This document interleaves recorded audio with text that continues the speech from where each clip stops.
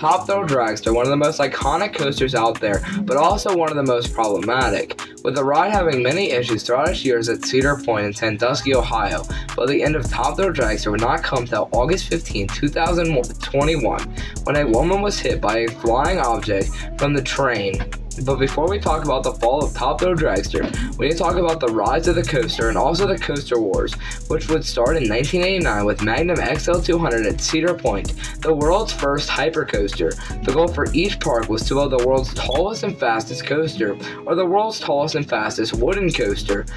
But we will get to that part of the Coaster Wars in a later video, but for today we will be sticking to the steel coasters. The next record-breaking coaster Cedar Point would build during the Coaster Wars was Millennium Force, the world's first Giga coaster that opened in 2000. 3 years after Millennium Force, Cedar Point would shock the world, announcing Top Thrill Dragster, the world's first 400-foot roller coaster, or a Stratocoaster. The ride experience for this coaster is as follows. You exit the station into the launch track.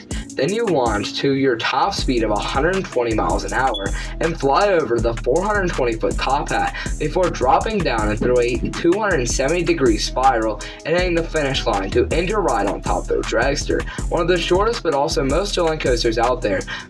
But before Dragster opened in 2003, Cedar Fair would buy another intimate accelerator coaster named Accelerator. This would be the world's first hydraulic launch coaster. During testing, they would launch the coaster to over 100 miles an hour to make sure that Top Thrill Dragster was even possible.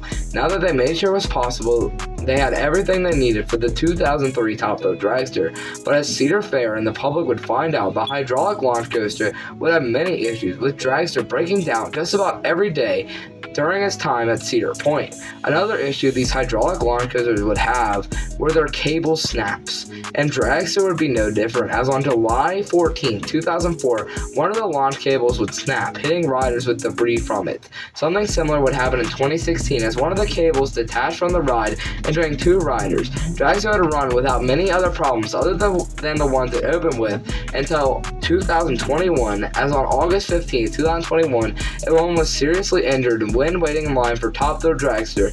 This one was hit by a flag plate. This would close Dragster for the rest of the 2021 season. Then towards the start of the 2022 season, Cedar Point would announce Dragster would not open for the whole 2022 season, as well as something similar for the 2023 seasons.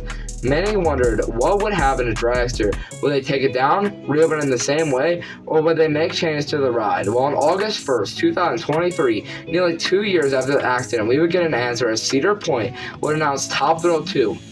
A reimagined version of Top Thrill Dragster done by Zamperla. The big changes are the new launch system being an LSM launch system and them adding a massive 420-foot spike to the ride.